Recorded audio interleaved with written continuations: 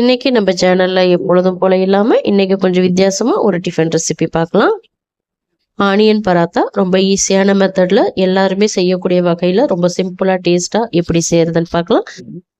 இந்த பராத்தா பார்த்தீங்கன்னா பசங்களுக்கு லஞ்ச் பாக்ஸாக கொடுக்கலாம். இதுக்கு சைட் டிஷ்ஷே தேவைப்படாது. நான் ஒரு டிஃப்ரெண்ட்டான ஒரு சைட் டிஷ் ரெடி பண்ணியிருக்கேன். ரொம்ப சூப்பராக இருக்கும். கண்டிப்பாக ட்ரை பண்ணி பாருங்கள். பசங்களுக்கு லஞ்ச் பாக்ஸ் இதை பேக் பண்ணி கொடுக்கும்போது மிச்சம் வைக்காமல் சாப்பிட்டுட்டு வருவாங்க. கண்டிப்பாக பத்தலைன்னு சொல்லிட்டு தான் வருவாங்க. ஏன்னா அந்த அளவுக்கு டேஸ்ட்டாக இருக்கும். இது பார்த்தீங்கன்னா நைட்டுக்கு டின்னருக்கு கூட நீங்கள் வச்சுக்கலாம். அவ்வளோ டேஸ்டான ஒரு டிஃபன். எப்பொழுதும் இட்லி தோசைன்னு செய்யாமல் இது போல் டிஃப்ரெண்ட்டாக பசங்களுக்கு செஞ்சு கொடுங்க. விரும்பி சாப்பிடுவாங்க. அதே போல் நிறையவே சாப்பிடுவாங்க. இப்போ வாங்க இந்த ஆனியன் பராத்தா ரெசிபியை எப்படி செய்யறதுன்னு பார்க்கலாம். நான் வந்து ஒரே ஒரு உருளைக்கிழங்க வேக வச்சு தோல் நீக்கிட்டு இங்கே ஒரு பிளேட்டில் சேர்த்து வச்சுருக்கேன். இந்த உருளைக்கிழங்கை வந்து இப்போ நல்லா துருவிக்கலாம். உருளைக்கிழங்கு எதுக்கு சேர்க்குறேன் அப்படின்னா, வேக வச்ச உருளைக்கிழங்கு சேர்த்து நீங்கள் சப்பாத்தி செய்யும்போது ரொம்பவே சாஃப்டாக இருக்கும். ஊற வைக்க டைம் இல்லை அப்படின்னு நினச்சிங்கன்னா ஒரே ஒரு உருளைக்கிழங்கை வேக வச்சுட்டு மாவை பிசைஞ்சு சப்பாத்தி செஞ்சு பாருங்கள். பயங்கர சாஃப்டாக வரும். அதுக்காக தான் இந்த உருளைக்கிழங்கை நான் சேர்த்துருக்கேன். அப்படி சேர்க்க விருப்பம் இல்லைன்னா நீங்கள் தாராளமாக இந்த உருளைக்கிழங்கை நீங்கள் ஸ்கிப் பண்ணிடலாம். இப்போ உருளைக்கிழங்கு கூட 3 கப் வந்து நான் மாவு சேர்த்துக்கிறேன். கோதுமை மாவு 3 கப் வரைக்கும் சேர்த்துட்டு இதை ஒரு தடவை நல்லா கலந்து விட்டுட்டு 3 கப் அளவுக்கு சேர்த்துருக்கேங்க. தேவைப்பட்ட அப்புறம் மாவு கூட சேர்த்துக்கலாம். இப்போ ஒரு தடவை இதை நல்லா கலந்து விட்டுட்டு ஒரு 2லேருந்து 3 டீஸ்பூன் வரைக்கும் எண்ணெய் சேர்த்துக்கோங்க. எண்ணெய் வந்து கொஞ்சம் அதிகமாக சேர்த்து செஞ்சீங்க அப்படின்னா நல்லா சப்பாத்தி பரோட்டா எல்லாமே ரொம்ப சாஃப்டாக வரும். அதே போல் எண்ணெய் பட்டர் கீ எது வேணாலும் சேர்த்துக்கலாம். ஆனால் வாசனையான எண்ணெய்கள் எதுவும் சேர்க்காதீங்க. ரிஃபைண்ட் ஆயில் சன்ஃப்ளவர் ஆயில் அது போல் மட்டும் சேர்த்துக்கோங்க. இப்போ இதில் தேவையான அளவு உப்பு சேர்த்துட்டு நல்லா கலந்து விட்டுக்கோங்க. அந்த உருளைக்கிழங்குல இருக்கிற ஈரத்தன்மை இருக்குது பார்த்தீங்களா, அந்த ஈரத்தன்மையை வச்சு மாவை நல்லா மிக்ஸ் பண்ணி விட்டுக்கோங்க.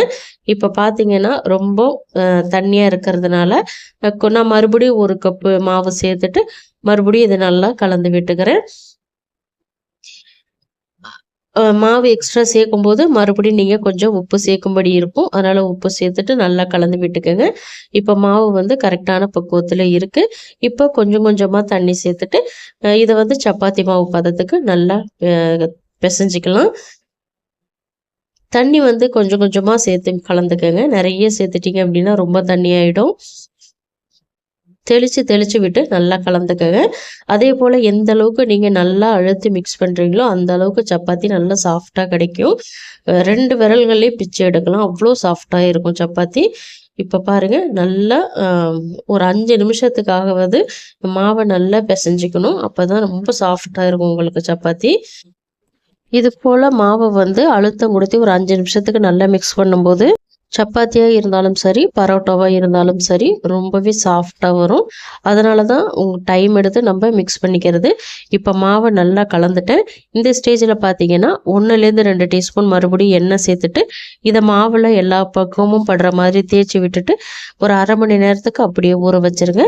உங்களுக்கு 1/2 மணி நேரம் டைம் இல்லை அப்படின்னீங்கன்னா ஜஸ்ட் ஒரு 5 மினிட்ஸ் ஆகுது இந்த மாவை நல்லா ஊற வச்சுக்கோங்க. இது நல்லா ஊறட்டும். இப்போ ஒரு மிக்ஸி ஜார் எடுத்துக்கோங்க. அதில் வெள்ளை அவல் 1/2 கப் சேர்த்துக்கோங்க. திக்கவல் தின்னவல் எது வேணாலும் எடுத்துக்கலாம். இப்போ இந்த அவலை வந்து பவுட்ரு பண்ணிட்டு வந்துடுங்க.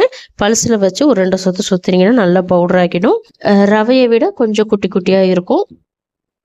இந்த அளவுக்கு நீங்கள் பவுட்ரு பண்ணிட்டு வந்துடுங்க. ரொம்ப நைஸாக பவுட்ரு பண்ண முடியாது. இப்போ இது வந்து ஓரத்தில் இருக்கட்டும். இன்னொரு மிக்ஸி ஜாரில் பார்த்தீங்கன்னா கட் பண்ணி வச்சுருக்கிற வெங்காயத்தை சேர்த்துக்கோங்க. 3 பெரிய சைஸ் வெங்காயம் நான் கட் பண்ணி வச்சுருக்கேன். கொஞ்சம் மெலிசாக குட்டி குட்டியாக கட் பண்ணிக்கோங்க. மெலிசாக கட் பண்ணால் தான் உங்களுக்கு உள்ளார வந்து ஸ்டஃபிங் பண்ணி உங்களுக்கு திரட்டுறதுக்கு வரும். இல்லைனா உடஞ்சிரும். அதனால் மெலிசாக திரட்டிக்கோங்க. இந்த வெங்காயத்தை இப்போது நல்லா உதிரியாக உடச்சி விட்டுக்கோங்க. இப்போ பாருங்கள் வெங்காயத்தை நான் நல்லா உதுத்து விட்டுட்டேன். இந்த ஸ்டேஜில் நம்ம அரைச்சி வச்சுருந்த அவளை வந்து பவுட்ரு பண்ணி வச்சுருந்தோம் பார்த்தீங்களா, அந்த பவுடரை இந்த ஸ்டேஜில் சேர்த்துக்கலாம். வெங்காயத்தில் உள்ள அந்த ஈரத்தன்மை எல்லாத்தையுமே இந்த அவல் உறிஞ்சி எடுத்துரும். அதுக்காக தான் இந்த அவல் பொடி சேர்க்குறது. இப்போ பொடியாக நறுக்குன்னு கொத்தமல்லி எல்லாம் சேர்த்துக்கிறேன். இப்போ நான் வீடியோவில் காட்டுற அளவுக்கு இஞ்சியை வந்து நல்லா துருவி சேர்த்துக்கோங்க. இஞ்சி பூண்டு விழுது சேர்த்துடாதீங்க. இஞ்சி மட்டும் துருவி சேர்த்துக்கோங்க. ஃப்ளேவர் ரொம்ப நல்லாயிருக்கும். ஒருவேளை உங்ககிட்ட அவல் இல்லை அப்படின்னா அதுக்கு பதிலாக நீங்கள் கடலை மாவு சேர்த்துக்கலாம்.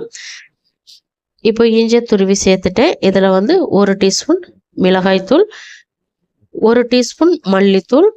இப்போ நான் சேர்க்குற எல்லா பொருள்களுமே கட்டாயமாக சேர்த்துக்கணும்.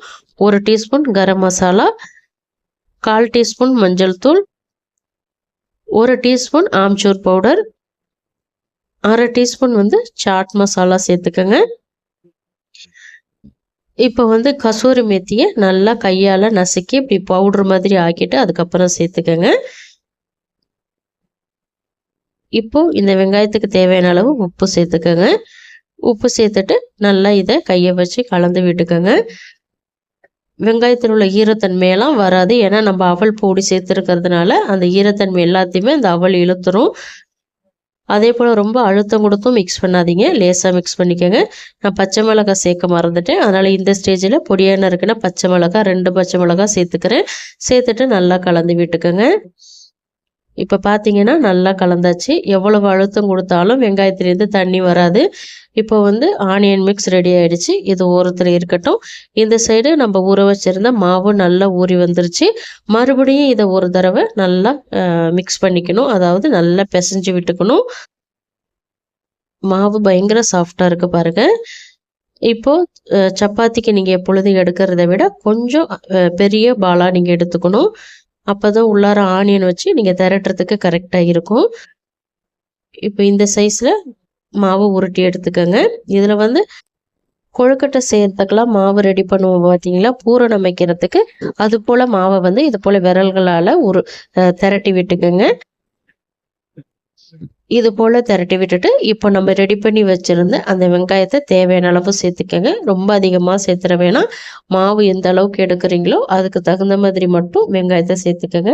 மாவு கம்மியாக எடுத்துகிட்டு வெங்காயத்தை அதிகமாக வச்சிங்க அப்படின்னா திரட்டும் போது கண்டிப்பாக வெங்காயம் எல்லாம் வெளியில் வந்துடும். கரெக்டாக உங்களுக்கு சப்பாத்தி வராது. இப்போ இது எல்லாத்தையுமே நல்லா கவர் பண்ணிக்கோங்க.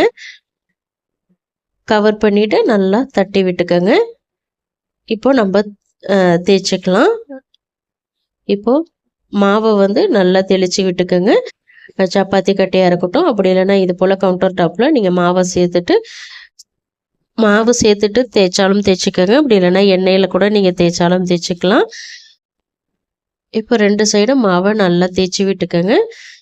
தேய்ச்சி விட்டுட்டு ஃபஸ்ட்டு வந்து சின்ன ரவுண்டாக திரட்டி விட்டுக்கோங்க. அதே போல் திரட்டும் போது சப்பாத்திக்கு திரட்டுற மாதிரி ரொம்ப அழுத்தம் கொடுத்து திரட்டாமல் லேசாக திரட்டிக்கணும். இப்போ வந்து இந்த அளவுக்கு திரட்டினதுக்கப்புறம் மேலே கருப்பு எள்ளு சேர்த்துக்கோங்க. கருப்பு எள்ளு, அப்படி இல்லைன்னா கரிஞ்சீரகம், அதுவும் இல்லைன்னா வெள்ளை எள்ளு, 3ல் எது வேணாலும் சேர்த்துக்கலாம். சேர்த்துட்டு கையை வச்சு நல்லா அழுத்தி விட்டுக்கோங்க. இப்போ கொஞ்சமாக கொத்தமல்லி இலை சேர்த்துக்கோங்க, பொடியாக நறுக்குனது. இதுமாரி சேர்த்து செய்யும்போது பார்க்குறதுக்கு ரொம்ப அழகாக இருக்கும், டேஸ்ட்டும் ரொம்ப சூப்பராக இருக்கும். இப்போது நம்ம பரோட்டாவும் நல்லா தேய்ச்சிக்கலாம். கொஞ்சம் பொறுமையாக தேய்ச்சிக்கோங்க. அதே போல் மாவு வந்து ரொம்ப அதிகமாக சேர்த்து திரட்டிடாதீங்க. ரொம்ப மெலிசாவும் திரட்டக்கூடாது. சப்பாத்திக்கு தான் மெலிசாக திரட்டணும். பரோட்டாவுக்கு கொஞ்சம் திக்காக இருந்தால் தான் நல்லாயிருக்கும். நான் வீடியோவில் காட்டுறேன் பாருங்கள். இந்த அளவுக்கு திரட்டிக்கங்க. இந்த திக்னஸுக்கு நீங்கள் திரட்டிக்கணும். இப்போ இதை வந்து தோசைக்கல்லில் போட்டு எடுத்துக்கலாம். தோசைக்கல்லை நல்லா ஹீட் பண்ணிக்கோங்க. ஹீட் பண்ணி இந்த பரோட்டாவை அதில் சேர்த்துக்கோங்க. சேர்த்துட்டு 2 சைடும் நல்லா கோல்டன் கலர் வர வரைக்கும் திருப்பி விட்டு குக் பண்ணிக்கோங்க. இப்போ திருப்பி விட்டுக்கலாம். இப்போ பாருங்கள் லைட்டாக செவந்து வந்திருக்குல்ல. இந்த ஸ்டேஜில் மேலே எண்ணெய் சேர்த்துக்கலாம். எண்ணெய், பட்டர், கீ எது வேணாலும் சேர்த்துக்கோங்க. அதே போல் பட்டர் சேர்த்திங்கன்னா இன்னும் நல்லா டேஸ்ட்டாக நல்லா வாசனையாக இருக்கும். இப்போ இன்னொரு சைடு திருப்பி விட்டு அந்த சைடும் எண்ணெய் சேர்த்துக்கலாம். இது வந்து ரொம்ப குவிக்காக குக் ஆகிடும், ரொம்ப டைம் எடுக்காது. உருளைக்கிழங்கெல்லாம் சேர்த்து செஞ்சுருக்கிறதுனால ரொம்ப சாஃப்டாகவே உங்களுக்கு கிடைக்கும். ஒரு தடவை உருளைக்கிழங்கு சேர்த்து நீங்கள் சப்பாத்தி அல்லது பரோட்டா ட்ரை பண்ணி பாருங்கள், ரொம்ப சூப்பராக இருக்கும். உருளைக்கிழங்கு சேர்த்து செய்யும்போது உங்களுக்கு ஊற வைக்கிற டைம் வந்து ரொம்ப கம்மியாகவே இருக்கும். உருளைக்கிழங்கு சேர்த்திங்க அப்படின்னா சப்பாத்தி மாவு அதிகமாக ஊற வைக்க தேவையில்லை. ஏன்னா உருளைக்கிழங்கு சேர்க்கும்போது ரொம்பவே சாஃப்டாக இருக்கும். ஒருவேளை நீங்கள் ஆஃபீஸ்க்கு போகிறீங்க, சப்பாத்தி மாவு பிசைஞ்சு ஊற வைக்க டைம் இல்லைன்னா உருளைக்கிழங்கு சேர்த்து ட்ரை பண்ணி பாருங்கள். இப்போ 2 சைடுமே நல்லா குக் ஆயிடுச்சு. பிளேட்டுக்கு மாற்றிக்கலாம். இதுக்கு வந்து சைடிஷே தேவைப்படாதுங்க. இப்போ நான் ஒரு சைடிஷ் ட்ரை பண்ணியிருக்கேன். ரொம்ப நல்லா இருந்தது. கண்டிப்பாக அந்த சைடிஷையும் நீங்கள் ட்ரை பண்ணி பாருங்கள். இப்போ இந்த பரோட்டாவை நான் பிளேட்டுக்கு மாற்றிக்கிறேன். 2 விரல்களை வச்சு பிரிக்கலாம். அவ்வளோ சாஃப்ட் அண்ட் ஸ்மூத்தாக இருக்கும் இந்த பரோட்டா. டேஸ்ட் வேறு லெவலில் இருக்கும். இப்போ நம்ம அந்த ஆனியன் மிக்ஸ் ரெடி பண்ணியிருந்தோம் பார்த்தீங்களா பரோட்டாவுக்கு, அதில் மிச்சம் இருக்கிற இந்த ஆனியனை ஒரு குட்டி பவுலுக்கு மாற்றிக்கங்க. இந்த வெங்காயத்தில் மசாலாலாம் சேர்த்துருக்கிறதுனால எக்ஸ்ட்ரா மசாலாலாம் எதுவுமே சேர்க்க தேவையில்லை. இப்போ இந்த வெங்காயத்தில் தயிர் வந்து ஒரு 3 டேபிள் ஸ்பூன் அளவுக்கு தயிர் சேர்த்துக்கங்க. அதாவது எவ்வளவு வெங்காயம் இருக்கோ அதுக்கு தகுந்த மாதிரி தயிர் சேர்த்துக்கங்க. தயிர் சேர்த்துட்டு நல்லா இதை கலந்து விட்டுக்கோங்க. அவல் சேர்த்துருக்கிறதுனால ஈரம் வந்து உங்களுக்கு இழுத்துக்கிட்டே இருக்கும். நல்லா கலந்து விட்டுட்டு இப்போ தண்ணி கொஞ்சமாக சேர்த்துட்டு நல்லா இதை லூஸ் பண்ணிக்கோங்க. ரொம்ப திக்காக இருக்குது, கொஞ்சம் தண்ணி சேர்த்திங்க அப்படின்னா கொஞ்சம் லூஸாக இருக்கும். அதே போல் உப்பு செக் பண்ணிவிட்டு உப்பு பத்தலைனாலும் இந்த ஸ்டேஜில் சேர்த்துக்கோங்க. ஏன்னா எக்ஸ்ட்ரா நம்ம தயிர் சேர்த்துருக்கிறதுனால உப்பு தேவைப்படும். அதனால் கொஞ்சமாக உப்பு சேர்த்துக்கோங்க. இப்போ பாருங்கள், இந்த பக்குவத்துக்கு கலந்துக்கிட்டிங்கன்னா போதும். இதில் வந்து ஒரு 1/4 டீஸ்பூன் மிளகாய்த்தூள் சேர்த்துக்கோங்க. மிளகாய்த்தூள் சேர்த்ததுக்கப்புறம் நல்லா எண்ணெயை சூடு பண்ணி இந்த தயிர் கூட சேர்த்துக்கங்க. எண்ணெய் வந்து நல்லா கொதிக்க இருக்கணும். அப்படி இருந்தால் தான் இது டேஸ்ட்டும் ரொம்ப சூப்பராக இருக்கும். இப்போ எண்ணெயை சேர்த்துக்கங்க. எண்ணெயை சேர்த்துட்டு நல்லா கலந்து விட்டுக்கங்க. அவ்வளோதான், இந்த பராத்தாவுக்கு தேவையான ஒரு சூப்பரான சைடு சிம்பிளாக ரெடி ஆகிடுச்சு. டேஸ்ட்டு அப்படி இருக்குங்க. கண்டிப்பாக ட்ரை பண்ணி பாருங்கள். இது வந்து சப்பாத்திக்கு கூட சாப்பிட்லாம்.